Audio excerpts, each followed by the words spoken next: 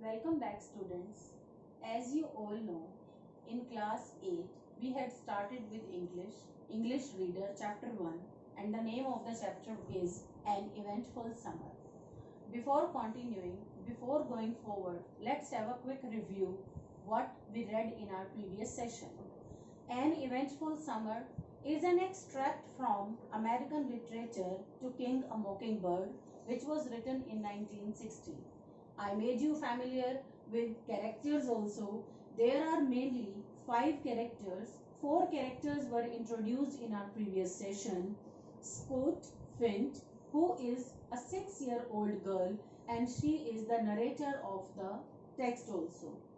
Next character is Jim Fint, who is elder brother of Scout Fint. Atticus Fint, who is a lawyer as well as father also of these children.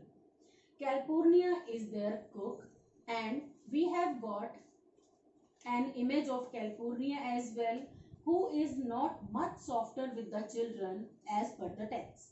Let's continue reading. Her hand was wide as a bed slat and twice as hard. She was always ordering me out of the kitchen, asking me why I couldn't behave as well as Jem when she knew he was older.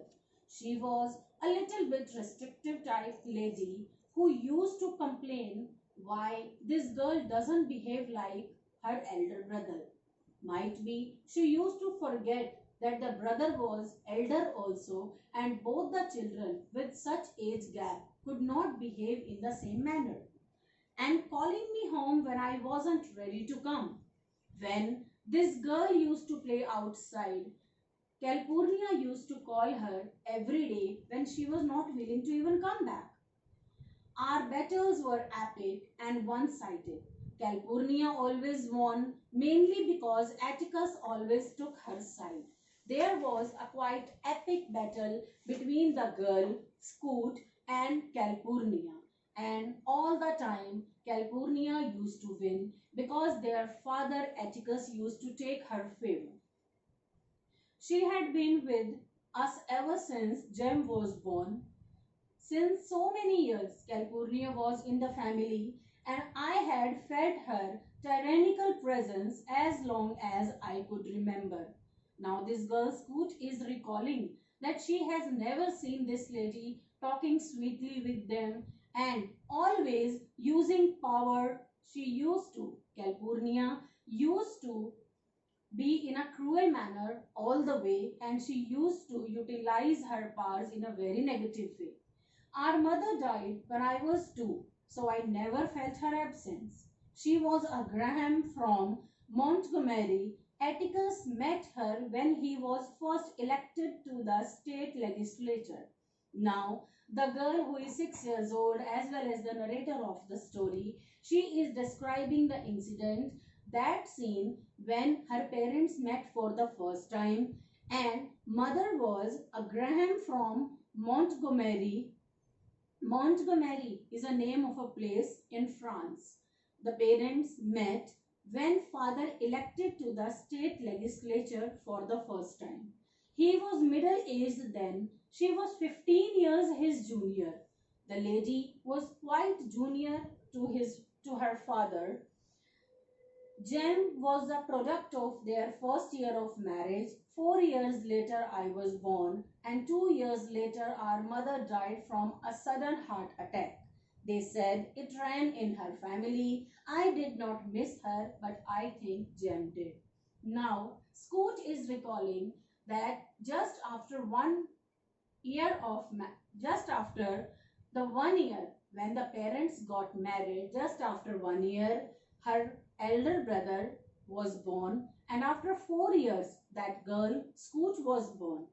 After 2 years, when the girl was only 2 years old, then the mother died because of heart attack.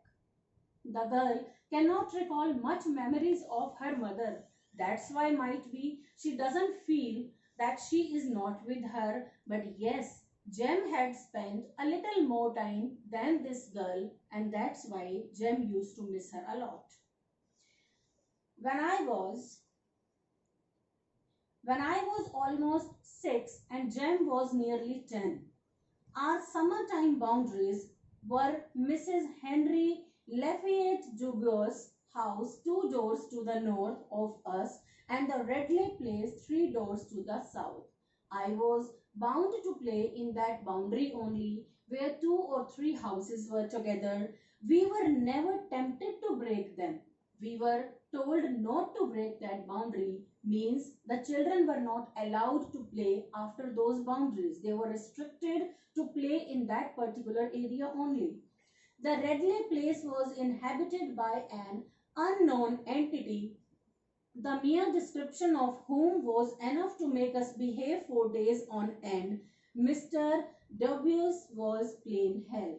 One more character has been described here, Mrs. Dubious. He was a such type of creature who was just like a hell, and his image was sufficient to control the children to go out of the boundary.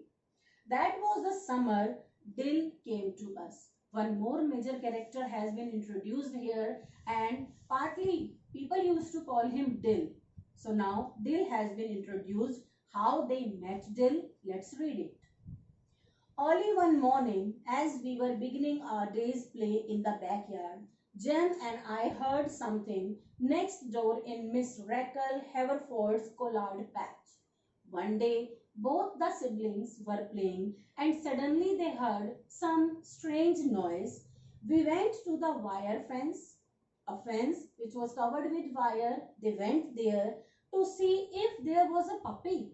Any animal, any puppy was there. Miss Raquel's red terrier was expecting, and we were expecting that a small dog would be there who used to belong to Miss Raquel. But what the children found was totally different. Instead, we found someone sitting looking at us. There was someone who was hiding himself and he was staring at the children. Sitting down, he wasn't much higher than the Collards.